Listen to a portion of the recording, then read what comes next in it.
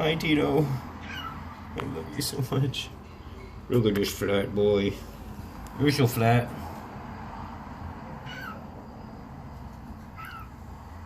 My handsome. My handsome. Hey, Scott is Animals. Scott here, and I'm with Tito, and this is a little bit of a sad video. Tito and Billy have broken up as Billy had regained his strength and his teeth had grown back. He's become more and more bullying to Tito. What are you so happy about? He's actually been pretty depressed. You smell Tito? You smell him? I came back home the other day from being out for a little while, and Tito wasn't in his cage. And I searched all around, and he was on the floor in between two of the foster cages. And apparently it had gotten so bad with Billy that Tito jumped out of the cage. And he's an older pig, so he managed to jump down from there. And that's it. He's been in a little tiny cage, crappy cage, for the last day until I could figure out what I was going to do. I tried putting them back together unsuccessfully. And maybe this will pass, but for right now I'm just going to set him up his own little CNC cage, because they are not having it. So this is a little bit of a Billy and a Tito update, and then we're going to be building Tito a brand new CNC cage. So for all you guys out there that found this video searching how to build a CNC cage, well, I'm going to show you how to do it right now. And as you can see behind me, I've built one or two in the past. Found this table at Home Depot. Is 40 bucks. I'm going to put wheels on it eventually so I can move it around, but it'll just be right here, and then it'll go over on the side, and Tito can be all over the place. But I don't feel comfortable putting him back in here with Billy unsupervised because he jumped out, which is amazing in itself. People all the time at the rescue, they ask me, can guinea pigs get out of this? And most can't. Some can if they're really motivated. It's just that they're homebodies and they don't want to be out of there. They'd rather be in a place that they feel safe. But obviously that wasn't the case with Tito. Okay, to build a CNC cage, well, what do you need? Well, what is a CNC cage anyways? A CNC cage is cubes and coroplast. And the cubes are these organizing grid cube things. Okay, they come from all different brands, and you can get them at big box stores. And I got these, happen to get these at Bed Bath & Beyond because they seem to always have them in stock. Okay. And what else do you need? You need the other C, which is coroplast. Coroplast is corrugated plastic. It's basically like cardboard with the little tubes, the grooves inside, or it's two pieces of paper with like a hollow tubes inside. Get a shot of that. There you go, you can see that. Corrugated plastic. Okay? It's been my experience that a lot of times they have no idea what I'm talking about in Home Depot. But you can pull it up on your phone, and then usually the app will show you right where it's at. Okay. The third thing that you're going to need is zip ties. And of course a pen of some kind. Incidentally, these cubes come with these little connectors, but don't use them. And I'll tell you why. They're cumbersome to use when you move the grid around. If ever you need to move it around, they pop off and they make it not very sturdy. If you need to reassemble them, you'll just snip the zip ties, and you can double wrap or triple wrap your zip ties if you want, so that when you snip them you can reuse them later. But these things are just a lot more trouble than they're worth. So I wouldn't even worry about them. I would just toss them in the recycling. Okay, so let's get to it. The first step is to set up your grid so that you can actually lay it out over top of the plastic and measure it. You don't want to just guess and cut and start cutting. A 2x3 CNC cage requires 10 grids. This double wrap right here at this bar keeps the grids from shifting between each other. What's great about the CNC cage is you can adjust it to whatever size you want. This table happens to be slightly narrower than 2 grids, but I just did the measurement, and a Midwest cage would actually be slightly smaller, overlapped 3 grids, because I have one for some of the Fosters. So this is still about an inch wider. I hear Blaze chirping.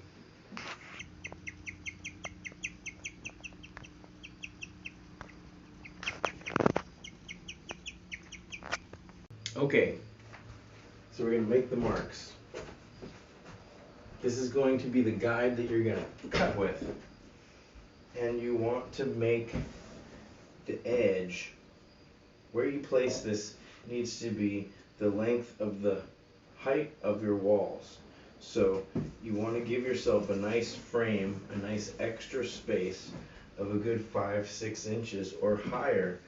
If you have babies can easily fit through this 1-inch grid. So take all that into consideration. Don't go too low, because you're going to need 2 to 4 inches of pine shavings, and when they run around, they're going to kick it up, and so you need to have walls high enough to prevent them from kicking it up. That's why a nice 5-6 inches is good. So that's where I'm positioning it right now. I want it to be straight.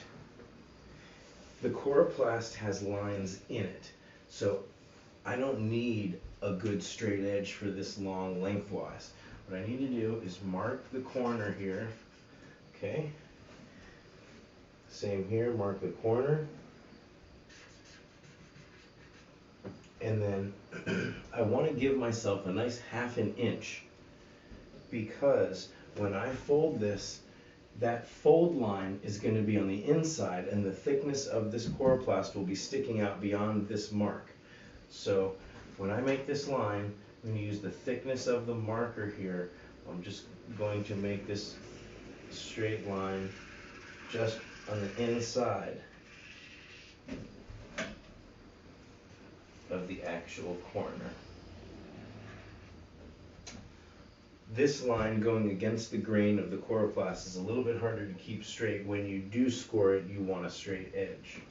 But for this marking, it can just be approximate as long as it's parallel to the edge of the whole sheet. So now I'll find my coroplast. Now once I've chosen that one, then that's pretty good. I can follow that all the way to the end. So when I come over here, same thing. I'm just gonna pick a groove in the coroplast over here. This is the corner, compensating for my fold, right? And then if this is parallel to the edge and this is a nice right angle, then I can trust that this is a pretty straight edge. It doesn't have to be perfect, right? So that is going to be my score line, and here I'm going to want to figure out where the top of my wall is going to be. Okay, because we're going to cut out the outside before we score it. Anyways, we want this side and this side to be pretty much the same, but this is for aesthetics. Okay, so I'll come over here, and remember, I haven't even drawn the line because I don't need it. As long as here I've got my nice corner and I've compensated, and I'll show you what I mean in a second. Okay, so I'll pick my groove here. I think that's pretty good. I don't have my fancy scissors right now, so I've got either the peeler from a bottle opener or these scissors. These should be okay. I'm going to cut all the way through with this line. This is just the outside edge. I'm just getting rid of the excess.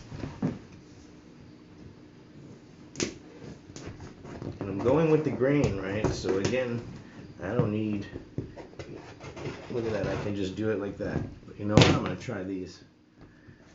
Careful how you do this, but see, look at that, it's much smoother. So, much smoother.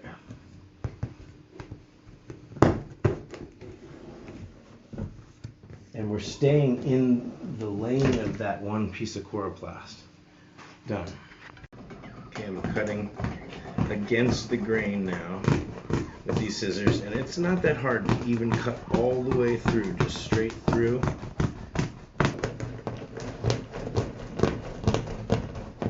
But it just goes to show you don't need a razor blade. You can use dollar store craft scissors.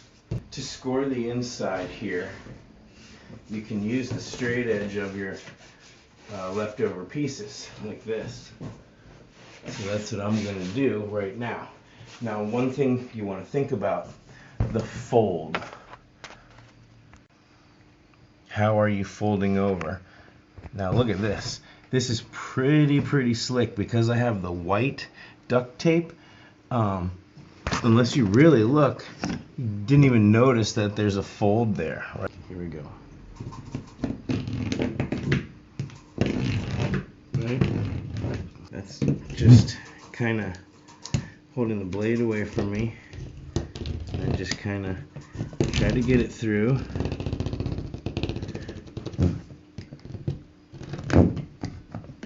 You go all the way through, don't worry about it. You gotta be real careful here not to go all the way through. So that pop is going through the one, and then just kind of, we can just stay on it. So there I go, and it pretty much forces you to be in that same groove as long as you're not erratic. Keep going, and I can feel I'm not all the way through. How did I do with that cut? Good. This one goes all the way through, just like the other one did, up to this line. Careful with your fingers. And then this only halfway. And we're cutting on this side, and then we're going to fold them all down. Flip this thing over. Okay.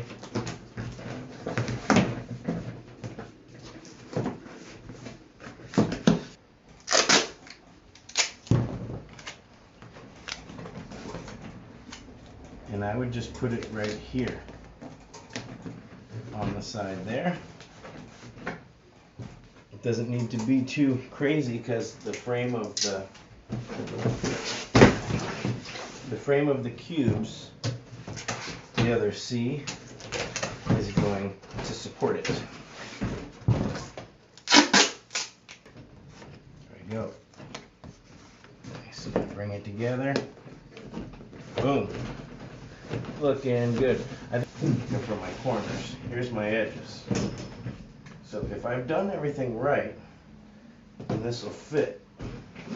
It's better to have it a little smaller, because I go small enough. Here's the thing. Looks okay on this side. Okay. You know, you wanted a nice tight fit. Okay.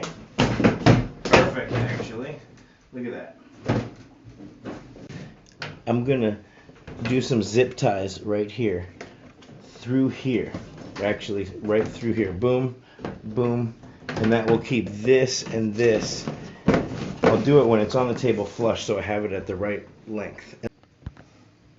All right, so what we got here is, can see that this makes it a lot sturdier.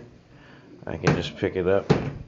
I'm just going to do that all the way around on every one of these joints. Not in the corner though. Sometimes people think that you have to put a grid on the bottom, but you can see that with zip ties here, here, and there, all the way around, this thing is very sturdy. And I have enough leftover material to make a whole other one. Let's talk cost. This pack of grids was about $20, a little bit more with tax. And the giant sheet of Coroplast was $19 in my local hardware store. But I barely used, I used about half of the sheet. And I had the extra zip ties and tape, but you can easily get a pack of zip ties and a roll of tape. Even if you go the dollar store route, that the strength should be plenty adequate for this. We've got 20, 20, and 40. So for $80, we have a really nice setup. And the cage itself only cost $40 to make. Now, of course, you're still going to want a water bottle, you're still going to want a bowl, and you're still going to want a hidey. But I did a video about how to make a hidey for free, so you want to check that video out. You can see how to make some hideys out of cardboard boxes, the way I like to make them. Here's how I like to do the water bottle holder. Okay, I take a piece of duct tape is what I like to use, and depends on if it's going to go on the outside or the inside. So this one's going to go on the inside, so I fold it like that, and then I fold it together, okay, as best I can, and I don't close this end up yet because I have to measure. Alright, hold it upside down so that it doesn't spill out. So then I measure, right? I come over here. Okay, that's good. Give myself a little slack so that I can pull this thing in and out. Right, so that's about right. I put it through. Then, if I haven't taped it up, I will just tape it like that on here. Now, usually requires a little extra support right there where it went.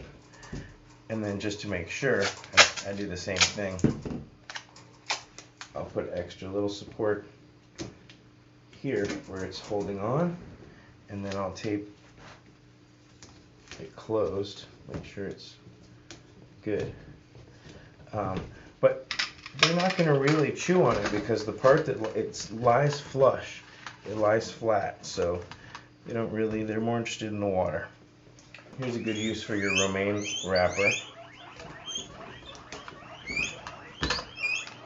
My goodness, no, it's not about you guys. No, no. I said lettuce and they all freaked out. Not right now, guys. Okay. So you want the water bottle to be at a good height. Really, it almost can't be too high, but you just want to make sure that there's enough support.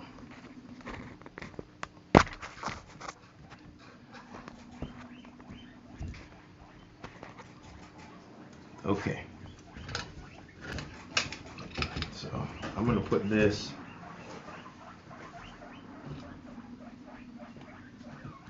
put it on the second one down. Twisting. Okay. Down here. Measuring it. And I want to be able to get it out. Right? So, hopefully that won't give me any trouble.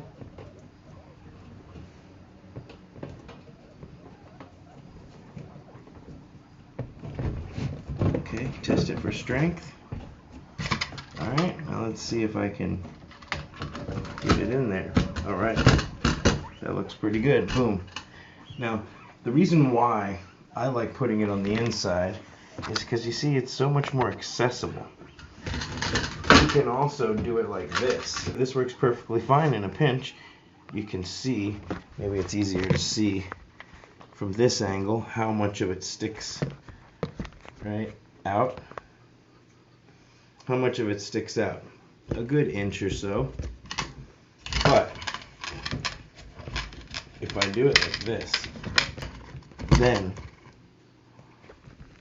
the whole thing is like sticking out. It's easier for them to get at, a lot easier. If they want to adjust it to get a better angle for themselves, this way makes it a lot easier. Water bottles on the inside, people. Love your pets. Okay, speaking of which, I'm going to go fill up the water bottle. It's just fresh water, guys. Relax. Okay, good. Fresh water. Set up. Okay, I like to use kiln dried pine shavings. Some people like to use fleece, some people like to use paper bedding. Paper bedding is great, it's really expensive. Fleece is also a fine choice. It doesn't work for me though because I don't have access to laundry in my apartment, and the laundry that's on site costs money every time I use it. Not to mention, in general, I found that no matter how hard I tried, it wasn't absorbent enough, and my guinea pigs ended up smelling like pee all the time. However, at the LA Guinea Pig Rescue, several of our volunteers use fleece. They love fleece. Their guinea pigs are happy, very healthy, and you could always send us a message and ask them how they do it. Also, Skinny Pigs 1, one of my favorite YouTube channels, they exclusively use fleece, if I'm not mistaken, and there's probably a lot of information about fleece on their website. But I think it's a personal preference, whatever works for you. I think generally what I advise on adoption day is that whatever your natural inclination is, try it, and if it's not working, then switch it up to something else based on advice of people who have the experience.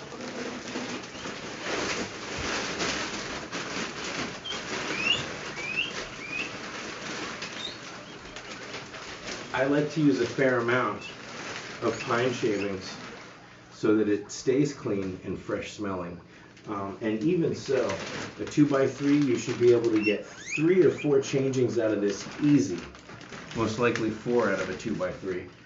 After I pour the pine shavings and level it off, I like to spray a little bit of mist in the air. And that settles any of the sawdust that there may be. In general, this stuff is pretty dust-free. It is small shavings, and it shouldn't be just sawdust. If there's a substantial amount of sawdust in here, you should switch brands, because it shouldn't be. It should be shaved pine and kiln dried. If it doesn't say kiln dried on the package, then that most likely means it's not safe for animal bedding use, which is what this should be intended for. You shouldn't just be getting sawdust from some sawmill or making your own, or using sweepings from the floor. Okay, and the reason why I prefer this over the paper bedding, it is a fraction of the price, and the paper bedding, when it's wet and when it gets peed on halfway through the week, it starts smelling really funky.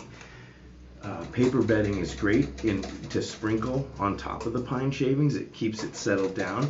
But I noticed that, after a day or two, they pull some of the hay out of the log, and that sort of just settles everything into a nice, flat, matted substrate that they can run around on fine. Another way that I'll do it is I will use a dustpan and just pat it down. Pat, pat, pat.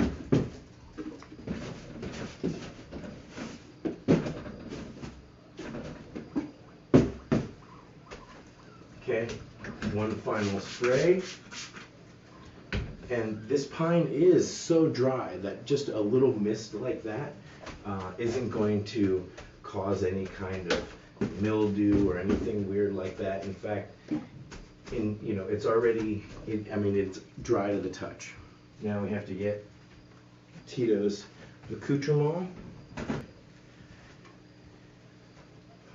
Put his bowl here. He's got a little baby hidey house.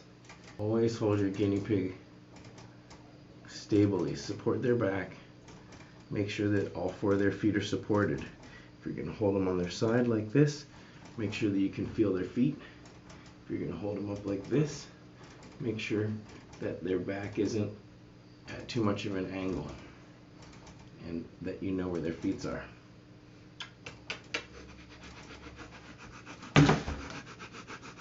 This is a good smelling pig that lives on pine.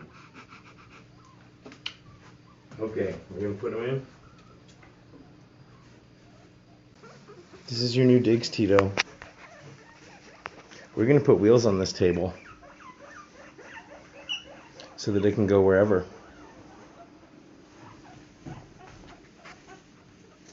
I know it's not as big as you're used to, and I know you're all alone. We're going to have to get some toys for you. Get a tunnel and another log. But you know what's cool? Come here, look. You can hang out over here with these guys. Snoopy! Snoop's your old nemesis. But what if it's in a divided setup? So yeah, this thing is totally in the way, and it's not a permanent solution. But I can't have him chilling in like a little store-bought foster cage. Temporary travel cage.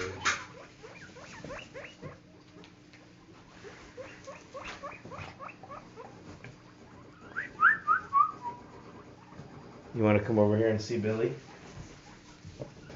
Hey Tito, go say hi to Billy. Go say hi to your nemesis.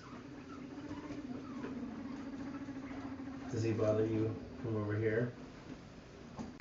And I can't have this over here permanently because it shields my view and attention from the Fosters, which I don't want to do. So he'll be over here on this side. Are you proud of yourself, Billy? You have this whole thing to yourself now. For now. We're going to figure this out. Billy's just too big and strong. And he's muscling over Tito. So right now, the little prince will be over here. Tito, you need some hay? Hi, baby T. What did he do to you? What did he do to you? So there you have it. That's how to build a CNC cage. Remember, the CNC stands for cubes and coroplast. That's corrugated plastic and these little organizing cubes. And these are considered grids of the cube. Billy, I'm trying to record and you're making so much noise. And if you're interested in the other type of guinea pig cage that we like at the Guinea Pig Rescue called the Midwest, you can check out this video right here. If you found this video interesting, hit that like button and subscribe if you want to get some notifications about future videos.